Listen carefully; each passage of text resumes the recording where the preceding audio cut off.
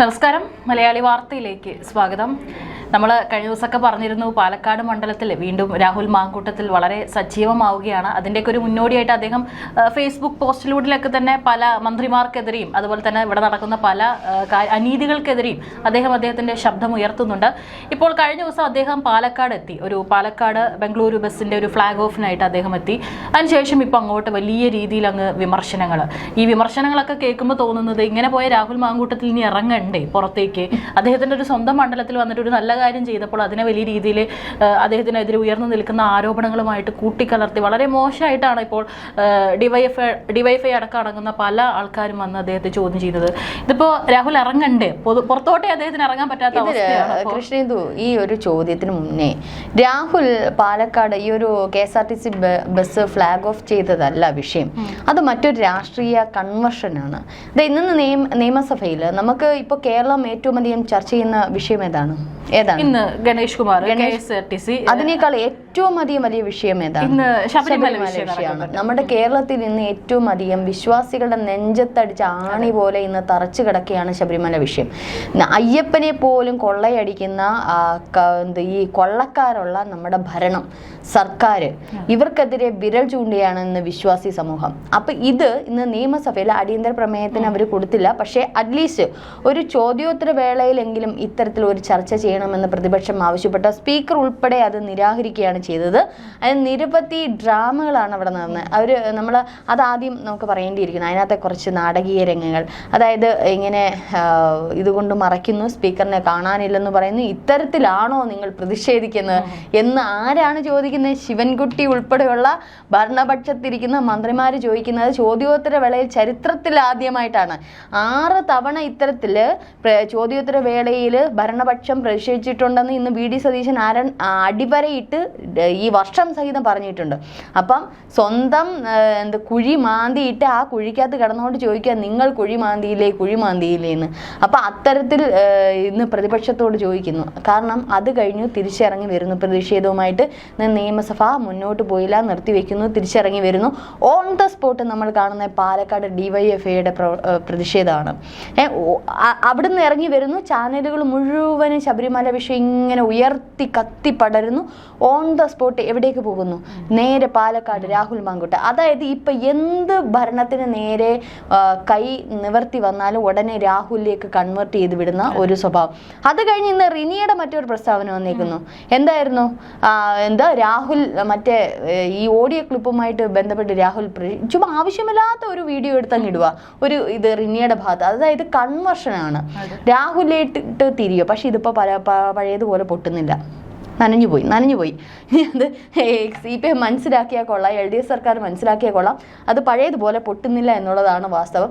നേരെ പാലക്കാട് വരുന്നു. അത് DTO പോലുള്ള ഒരു ഉദ്യോഗസ്ഥൻ്റെ നേർക്ക് രാഷ്ട്രീയ വിചാരണയാണ് അവിടെ നടക്കുന്നത്. നമ്മൾ കണ്ടത് രാഷ്ട്രീയ വിചാരണ എന്ന് വെച്ചാൽ തൻ്റെ മകളുടെ കല്യാണത്തിന് ക്ഷണിക്കുന്നത് പോലെയാണോ MLA പോയി ക്ഷണിച്ചിരിക്കുന്നത്? പിന്നീട് എന്താ പറഞ്ഞ ക്രിമിനൽ പശ്ചാത്തലമുള്ള ഇത് എന്താണിത്? ഒരു DYFI പ്രവർത്തകർ, ഗുണ്ടകളാണോ ഇവർക്ക് ആരാണ് അധികാരം കൊടുത്തത്? DTO ഓഫീസിൽ പോയിട്ട് ആ ഉദ്യോഗസ്ഥൻ്റെ ജോലിയെ തടസ്സമാക്കിക്കൊണ്ട് നിങ്ങൾ പ്രതിഷേധിച്ചോളൂ. പ്രതിഷേധിക്കുന്നതിന് ഇവിടെ ആർക്കും നിങ്ങൾ കൊടി കെട്ടി പ്രതിഷേധിക്കോ, സെക്രട്ടേറിയറ്റിൻ്റെ ഫ്രണ്ടിൽ കിടന്ന് പ്രതിഷേധിക്കോ, നിങ്ങൾക്ക് എന്തും ചെയ്യാനുള്ള സ്വാതന്ത്ര്യമുണ്ട്. സമരം നല്ലത് തന്നെയാണ്. പക്ഷേ ഒരു ഉദ്യോഗസ്ഥൻ്റെ മുന്നിൽ ചെന്നിരുന്ന് വിചാരണ നടത്താൻ നിങ്ങൾക്ക് ആരാണ് നിയമം തന്നിരിക്കുന്നത്? കോടതിയാണോ? നിങ്ങൾ നിയമപാലകരാണോ? ആർക്കാണ് ക്വസ്റ്റ്യൻ ചെയ്യാനുള്ള ഇത് തന്നെ? ആ DTO ഉദ്യോഗസ്ഥ വേറെ ഏതെങ്കിലും നല്ല ഇത്തിരി കഴിവുള്ള ഉദ്യോഗസ്ഥനെ ഗെറ്റ് ഔട്ട് അടിച്ചേനെ. പോലീസ് എവിടെയാണ് അദ്ദേഹത്തിന് ഒരു പ്രൊട്ടക്ഷൻ? ഇവന്മാർ കയ്യേറ്റം ചെയ്തിരുന്നെങ്കിലും ആ മനുഷ്യനെ എവിടെയാണ്? ഈ ഇത്രയും നേരം DYFI പ്രവർത്തകർ ലൈവായിട്ട് ടെലികാസ്റ്റ് ചെയ്തുകൊണ്ടിരിക്കുകയാണ് ചാനലുകൾ. അപ്പോഴുപോലും ഒരു നിയമപാലകർ അവിടെ എത്തുന്നില്ല ആ ഉദ്യോഗസ്ഥന് സപ്പോർട്ടായിട്ട്. എന്ത് അധികാരത്തിൻ്റെ പേരിലാണ് ഇത്തരത്തിൽ അവർ ആ ഉദ്യോഗസ്ഥൻ്റെ അടുക്കലേക്ക് പോയ KSRTC ഔദ്യോഗിക പദവിയിൽ ഇരിക്കുന്ന, അല്ലെങ്കിൽ ഈ പറഞ്ഞതുപോലെ ആ ഓഫീസിനകത്ത് കയറാൻ ഇവർക്കൊക്കെ ആരാണ് അധികാരം കൊടുത്തിരിക്കുന്നത്? എന്തുമാകാം. അതായത് DYFI എന്ന് പറയുന്ന ഭരണതലത്തിലിരിക്കുന്ന അതിൻ്റെ ഒരു പകുതി സംഘടന ആയതുകൊണ്ട് അല്ലേ, അതിൻ്റെ അന്തർസംഘടന ആയതുകൊണ്ട് എന്തുമാകാം ഞങ്ങൾക്ക് എന്നുള്ളത് പലപ്പോഴും ഡിവൈഎഫ്ഐ അതിര് കടക്കുകയാണ് ഇപ്പോൾ ചെയ്യുന്നത്. SFIയും ഡിവൈഎഫ്ഐയും ഇപ്പോൾ അവരുടെ പ്രവർത്തന രീതി പോലും മറന്നുകൊണ്ട് അവരുടെ നേതാക്കന്മാരുടെ സംസാര രീതി വായിക്കകത്ത് താഴിടേണ്ടുന്ന സമയം കഴിഞ്ഞു. പിണറായി സർക്കാർ അത് അതിവേഗം ചെയ്തില്ല എന്നുണ്ടെങ്കിൽ അത് ജനം തന്നെ താഴിടേണ്ടി വരും. കാരണം അത്രയ്ക്ക് മ്ലേച്ഛമായ ഭാഷയാണ് ഇന്ന് ഇവർ. കാരണം ഈ ചാനലിനെയൊക്കെ കാണുമ്പോഴത്തേന് കുറച്ചുകൂടെ അങ്ങ് വികാരം. കാരണം ഇതിലൂടെയാണല്ലോ ഇപ്പം രാഹുൽ മാങ്കൂട്ടത്തിൻ്റെ വിഷയത്തിലൂടെ കുറേ കുട്ടി നേതാക്കന്മാരൊക്കെ അങ്ങ് വൈറലായിട്ടുണ്ട്. അപ്പം ഈ എല്ലാ മാധ്യമങ്ങൾ ഇങ്ങനെ ക്യാമറ ഇങ്ങോട്ട് വരുമ്പോഴത്തേനും കുറച്ചുകൂടി ഉച്ചത്തിലങ്ങ് ക്രിമിനൽ മൈൻഡുള്ള രാഹുൽ മാങ്കൂട്ടത്തിലിനെ ആരാണ്, നിങ്ങൾ ആരാണ്? ഇവരേത് സത്യം പറഞ്ഞാൽ എന്താ ഇതിനൊക്കെ പറയേണ്ടുന്നത്? ക്രിമിനൽ ആരാണ്? ഇതിൻ്റെ അതേ തലപ്പത്തിരിക്കുന്ന KB ഗണേഷ് കുമാർ ആരാണപ്പോൾ?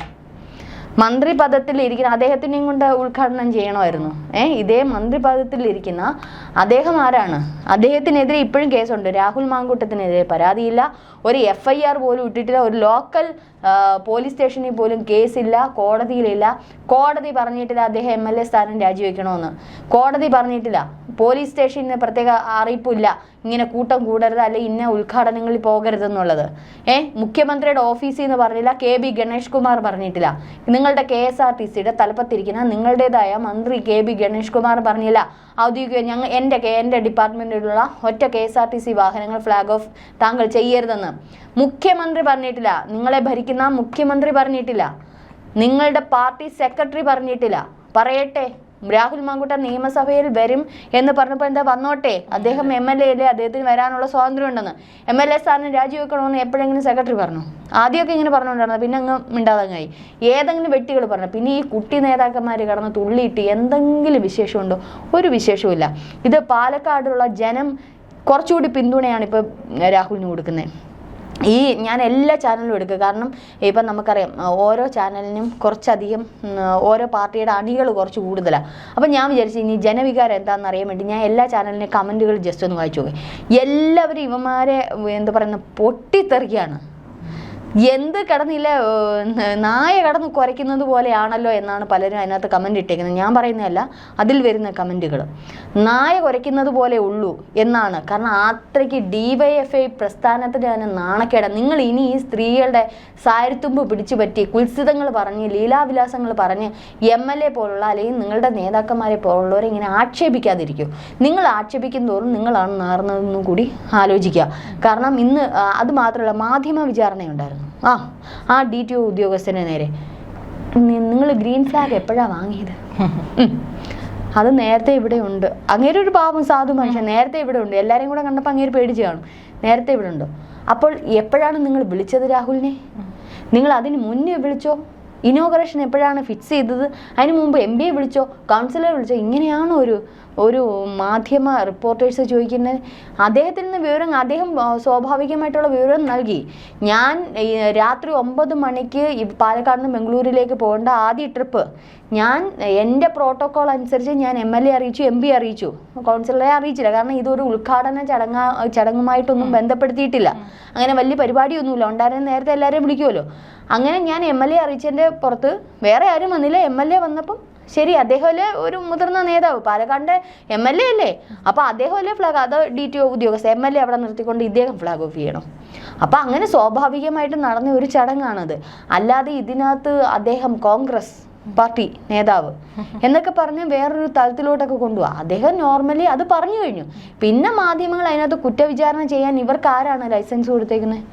മാധ്യമങ്ങൾക്ക് വിചാരണ ചെയ്യാൻ ലൈസൻസ് കൊടുത്തിട്ടില്ല. ഇപ്പോൾ ഓരോന്ന് ഓവറാവുകയാണിത്. ഇന്ന് നിൽക്കും നാളെ നിൽക്കും എന്ന് പറയുന്നിടത്ത് വീണ്ടും രാഹുലിനെ ഇട്ട് ഓവർ. ഇതുമൂലം രാഹുലിന് ഇനിയിപ്പോൾ ഇലക്ഷനൊന്നും രാഹുലിന് പ്രത്യേക പ്രചരണ പരിപാടിയൊന്നും വേണ്ട. കാരണം ഇതൊക്കെ കൊണ്ട് ജനം ഏകദേശം രാഹുൽ മാങ്കൂട്ടം ഇനി ഏകദേശം രാഹുലിനെ എവിടെയെങ്കിലും വരുന്നുണ്ടെന്നൊരു സൂചന കൊടുത്താൽ മതി. പക്ഷെ ഇത് ശരിക്കും പറഞ്ഞാൽ ഒന്ന് നിങ്ങൾ ചിന്തിക്കുക. അറ്റ്ലീസ്റ്റ് നിങ്ങളൊക്കെ ഈ ഇന്ന് DYFI 2 കുട്ടി നേതാക്കൾ കടന്ന് ഘോര അവിടെ കിടന്ന് തുള്ളുന്നുണ്ട്. നിങ്ങൾ എന്നിട്ട് ഈ തുള്ളിയതിൻ്റെ ഓരോ ചാനലും എടുത്തിട്ട് നിങ്ങൾ അതിൻ്റെ കമൻറ്റ് ബോക്സ് ഒന്ന് നോക്കൂ. നിങ്ങൾ ആദ്യം മുതൽ അവസാനം വരെയുള്ള കമൻറ്റ് ബോക്സ് നോക്കൂ. അറ്റ്ലീസ്റ്റ് എനിക്ക് ഈ CPM-നോടും പിണറായി വിജയനോടും ഒക്കെ ബഹുമാനപ്പെട്ട ശ്രീ പിണറായി വിജയൻ അവർകളോടും പറയാനുള്ളത്, ദയവ് ചെയ്ത് നിങ്ങൾ ആ കമൻറ്റ് ബോക്സ് ഒക്കെ ഒന്ന് ഓപ്പൺ ചെയ്ത് നോക്കുക. ഒന്ന് ജനവികാരം, ജനങ്ങൾ എന്താണ് പറയുന്നതെന്ന് നോക്കൂ. നിങ്ങൾ അത് ശ്രദ്ധിച്ചില്ല എന്നുണ്ടെങ്കിൽ അടുത്ത തെരഞ്ഞെടുപ്പിന് LDFനെ സാരമായി ബാധിക്കാൻ സാധ്യതയുണ്ട്.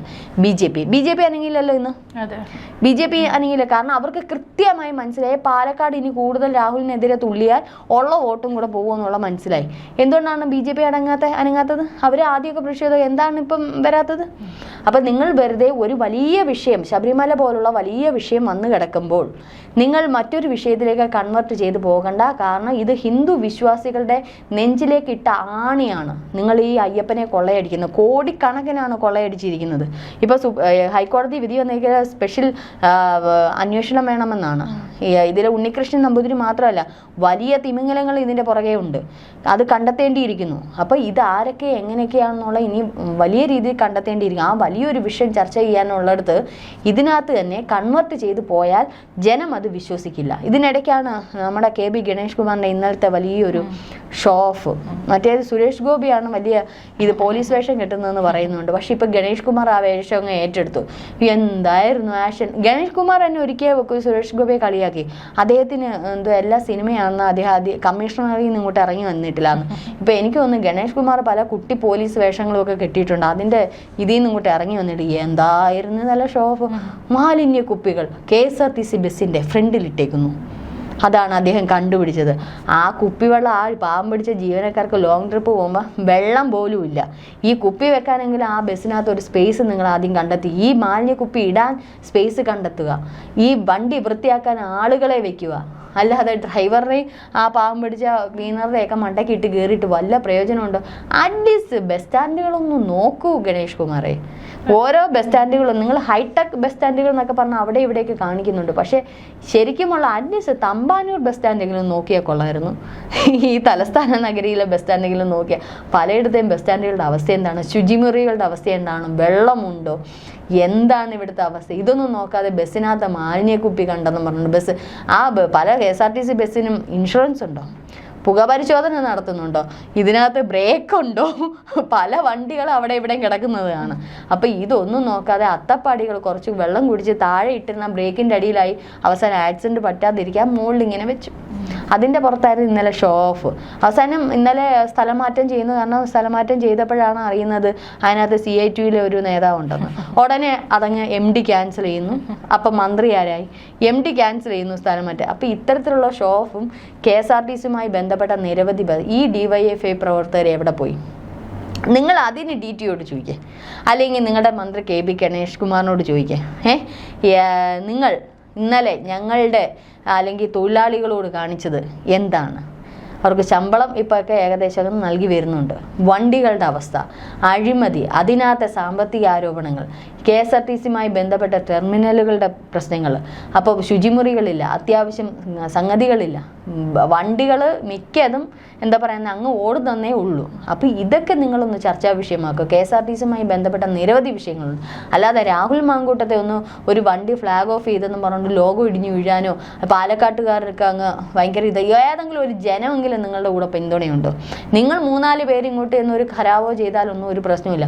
മാധ്യമങ്ങളങ്ങ് ഘോരമായിട്ട് പ്രസംഗിച്ചോളൂ, കുഴപ്പമില്ല. രാഹുലിന് ആരാധനകൾ ഇങ്ങനെ ഫാൻസ് കൂടി വരുന്നു. ആദ്യം ഒരു കാര്യം മനസ്സിലാക്കുക.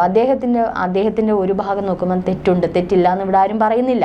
അത് അദ്ദേഹത്തിൻ്റെ വ്യക്തിപരമായിട്ടുള്ള സ്വകാര്യത എന്ന് പറഞ്ഞ കാര്യമാണ്. അത് എല്ലാവർക്കും ഉള്ളതുപോലുള്ള സ്വകാര്യത എന്ന് പറഞ്ഞ കാര്യമാണ്. അത് പൊതുമധ്യ വരുന്നത് ഈ ഇരു കക്ഷികളുടെ ഇടയിൽ ഒരു പരാതിക്കാരി ഉണ്ടാകുമ്പോഴാണ്. ഒരു സ്വകാര്യതയിൽ ഒരു പരാതിക്കാരി ഉടലെടുക്കുമ്പോഴാണ് അത് സാമൂഹികമായിട്ടുള്ളൊരു വിഷയമായിട്ട് മാറുന്നത്. അതുവരെ അദ്ദേഹത്തിൻ്റെ വ്യക്തിപരമായിട്ടുള്ള ഒരു വിഷയം മാത്രമാണ്. ആ സ്വകാര്യത എന്ന് പറഞ്ഞ വിഷയത്തിലേക്ക് നിങ്ങളുടെ ക്യാമറ കണ്ണുകൾ ചലിച്ചപ്പോൾ മുതലാണ് നിങ്ങൾക്ക് വിഷയമായി തുടങ്ങിയത്. ഒരു പക്ഷേ ഈ ഒരു പരാതിക്കാരി പറയും, എന്നെ മാനസികമായിട്ടും ശാരീരികമായിട്ടും എന്നെ പ്രലോഭിപ്പിച്ച് എനിക്കൊരു ജീവിത വാഗ്ദാനം നൽകി പീഡിപ്പിച്ചു എന്ന് പറഞ്ഞിരുന്നെങ്കിൽ ഇതിലെല്ലാം നമ്മൾ രാഹുലിന് എതിരായിട്ട് നിന്നേനെ. അങ്ങനെ ഇല്ലാത്തിടത്തോളം കാലം റീനി ഉൾപ്പെടെയുള്ളവർ ആരോപിക്കുന്ന വെറും ആരോപണം മാത്രമാണ്. കൃത്യമായ തെളിവുകളില്ല. അവർ പരാതിയുമായിട്ട് പോകട്ടെ, ഒന്ന് അറസ്റ്റെങ്കിലും എന്തെങ്കിലും ചെയ്യട്ടെ, ഒരു FIR ഇട്ട് ഒരു ലോക്കൽ പോലീസ് സ്റ്റേഷനിൽ ഒരു അറസ്റ്റെങ്കിലും നടക്കട്ടെ, എന്നിട്ട് നിങ്ങൾ ഈ വിചാരണ ചെയ്യൂ സുഹൃത്തുക്കളെ. നിങ്ങൾ ഈ പറഞ്ഞ എത്രയോ പെൺകുട്ടികൾ ഇപ്പോൾ രാഹുലിനെതിരെ വന്ന് ഏതെങ്കിലും ഒരു കേസ് എടുക്കാൻ പോലീസിന് എന്തുകൊണ്ട് കഴിയുന്നില്ല? അവിടെ കൃത്യമായ തെളിവുകളില്ല, കൃത്യമായ അറസ്റ്റ് ചെയ്യാനുള്ള വകുപ്പുകൾ അവിടെ ഇല്ല. രാഹുൽ ഈശ്വർ പറയുന്നത് പോലെ വകുപ്പുകളില്ല. അത് ആദ്യം മനസ്സിലാക്കുക. അതില്ലാത്തടത്തോളം കാലം ഇനി അദ്ദേഹത്തിന് FIR ഇട്ട് പോലീസ് അറസ്റ്റ് ചെയ്ത് കോടതി ശിക്ഷിക്കും വരെ അദ്ദേഹം ആരോപണ വിധേയം മാത്രമാണ്. അങ്ങനെയാണെങ്കിൽ KB ഗണേഷ് കുമാർ, മുകേഷ്, കടകംപള്ളി ഇവരെല്ലാം കേസ് നടത്തി അങ്ങ് കോടതി വരെ എത്തി നിൽക്കുന്നവരാണ്. അവർക്ക് ഇതുവരെ എന്താണ് കോടതിയിൽ നിന്ന് ഒരു ഇത് വന്നിട്ടില്ല. അത് വരുന്നത് വരെ അവർ ആ സ്ഥാനത്ത് തുടരുന്നുണ്ടല്ലോ. പിന്നെ DYFIക്ക് എന്തിനാണ് ഈ കുത്തൽ പാവം പിടിച്ച രാഹുൽ മാങ്കൂട്ടത്തിനോട് അല്ലേ? രാഹുലിനോട് മാത്രം എന്താണ് കുത്തൽ? അദ്ദേഹം ഒരു ആരോപണ വിധേയം മാത്രമാണ്, പരാതിക്കാരി പോലുമില്ല, മറ്റവർ അത്രയും കേസും ഇല്ല, ഒന്നുമില്ല. അപ്പോൾ ഇത് തികച്ചും ഒരു വ്യക്തിഹത്യ, ഒരു രാഹുൽ മാങ്കൂട്ടത്തിലേക്കുള്ള ഒരു ചുവടുവയ്പ്പല്ല. പ്രതിപക്ഷത്തെ അടിച്ചു ഒതുക്കുക എന്നുള്ള ലക്ഷ്യം. ശബരിമല വിഷയം തണുപ്പിക്കുക. ശബരിമല വിഷയം ഉയർന്നു വന്നാൽ തെരഞ്ഞെടുപ്പിനെ സാരമായി അത് ബാധിക്കും. എന്തുകൊണ്ടാണ് BJP മിണ്ടാത്തത്? അവർക്ക് കൃത്യമായിട്ട് അറിയാം ശബരിമല വിഷയം ഉയർന്നു തന്നെ നിൽക്കണം.